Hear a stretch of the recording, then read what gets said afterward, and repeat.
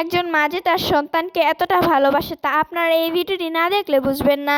দেখুন, তার মা প্রথম ক্লাস টিভিতে জুস ডাললো, দ্বিতীয় ক্লাস টিভিতে জুস ডাললো, তৃতীয় নম্বর ক্লাস টিভিতে জুস ডালতে গিয়ে দেখলো জুস শেষ। তার হাতের কাছে একটি পানির পাত্র ছিল, সে নিয়ে জুসটির সাথে পানি মিক্স করলেন আর জুসটি সে নিয়ে নিলেন, কারণ সে খাবে বলে নিলেন। আর সে তার দুই মেয়েকে ডাক দিয়ে আনলো যে জুস খাওয়ার জন্য। প্রথমে তার বড় মেয়ে বসলেন, তারপর দিয়ে ছোট মেয়ে বসলেন। আর এবার তিনজনে জুস খাবে বলে জুসটি ধরেছিল, তার মাকে বলেছিল আনার ফল আনতে। তার বড় বোন জুসটি পাল্টে নিলেন, এবার ছোট বোনটি জুসটি পাল্টে নিলেন। আর তারা তিনজনে খাচ্ছিল। আর সবাই তো মনে করেছিল যে ছোট মেয়েটি নিয়েছিল। তাদের ফ্যামিলিটা এতটা ভালো যে তারা সবাই মিলেমিশে খাচ্ছে।